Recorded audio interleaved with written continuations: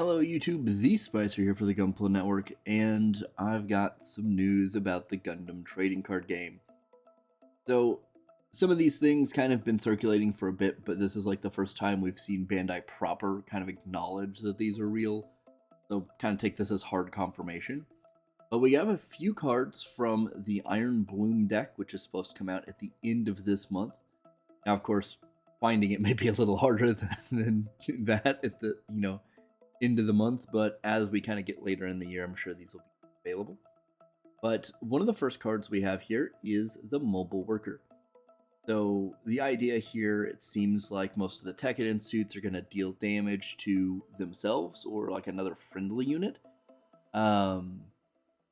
This is going to kind of power up certain units, largely the Barbados, but this is kind of the base level 1/1 no attack card here. Yeah, it's early game to, power something up or something. It's really easy late game to throw in for just one resource if you need to buff one of your other cards. But it's interesting that we've only seen Tekkadan cards so far. We can kind of assume that most of the Gallarhorn cards are probably going to end up being blocker-centric or kind of a little bit more along the lines of what we've seen from like the Earth Alliance in 3-ship or triple ship alliance in Seed and like the Academy stuff. So it's either going to be kind of, you're going to have a few blockers and maybe some kind of like command cards or something that'll quite a bit.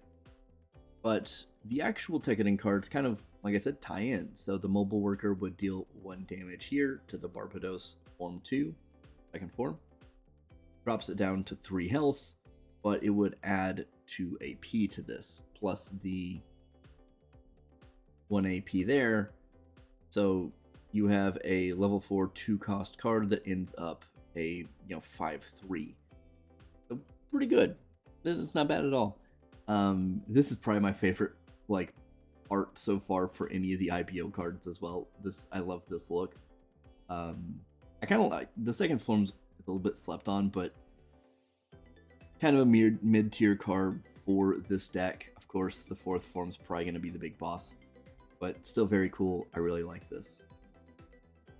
And then we get into one of the command cards called Fatal Strike. You did literally choose a level 3 or lower card and just get rid of it, just destroy it. Now, one thing I really like here, and we don't see this on like a ton of the command cards so far, or just any card in general, but like this is almost a trap card. Like if this ends up in your shields, that's going to immediately deal a damage to whatever unit attacks it, and I love that idea. That's super cool. Kind of wish we had more like this, that like on the weird off chance it ends up in your shields and it gets hit, the burst is more than just adding it to your hand. I really like that. That's cool. Not as much of a fan of this art, surprisingly enough. The head feels weird to me here, but it is still very nice artwork kind of all around. Very excited for this. Going to be a lot of people rocking this deck for sure. Now, we did get some images for some of the dual impact stuff. So we're going to continue to see some white base team stuff here with the core booster. Pretty interesting. This is just white base traits, so this is actually like, I don't know that this is really going to replace a ton of stuff, to be entirely honest. But having it be just a white base team trait to where you can have Amuro, Kai, Sayla, or Aito? Is the other one. Any of them, and maybe, we get a Slager, or maybe we get the other pilot whose name I can't think. I'm spacing, but any white base team trait here, like fairly low cost, throw out one of the pilots and it can attack that round. It's pretty cool. Very powerful idea, obviously, but I'm trying not to like downplay this because it's fine, but I think there are cards that are probably a little better suited that'll just have like a actual effect here.